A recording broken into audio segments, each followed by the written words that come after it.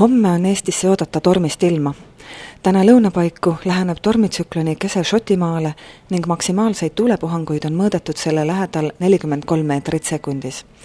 Öösel ületab see äge tsüklon Skagerraki väina, homme pärastlõunal möödub Stockholmi lähistelt ning saabub õhtuks Soome edelarannikule. Eestis läheb ilm pilve ning öösel hakkab alates saartest sadama lörtsi, mandril ka lund, kohati tuiskab ja on jäidet. Puhub edelatuul, pärast keskööd pöördub tuul lõunasse ja kagusse ning tugevneb 6-12, puhanguti 15, rannikul 18, saartel 20-23 meetrini sekundis. Õhutemperatuur on -2 ja +2 kraadi vahel. Päev on pilves ja sajune, sadu läheb üle lörtsiks ja vihmaks. Jäiteoht püsib suur.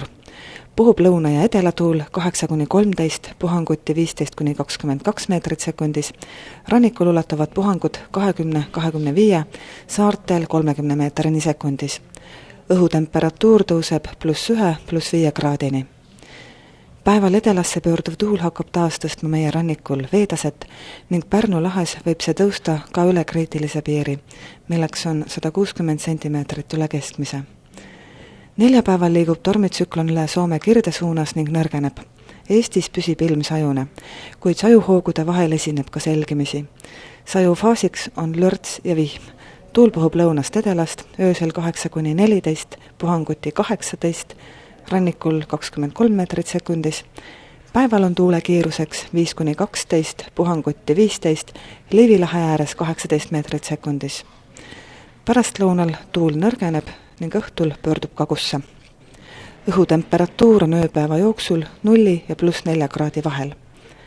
Reedel liigub Lõuna-Skandinaaviast üle Läänemere Läti kohale järgmine tsüklon, mis on õnneks oma jõu läände maha jätnud ja jõuab meie kanti juba tunduvalt rahulikumana.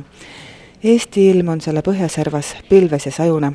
Sisemaal läheb sadu valgemaks, rannikualadel püsib veel vesine.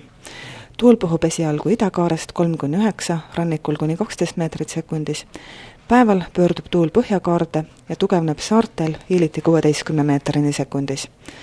Õhutemperatuur on ööpäeva jooksul -1 ja +3 kraadi vahel.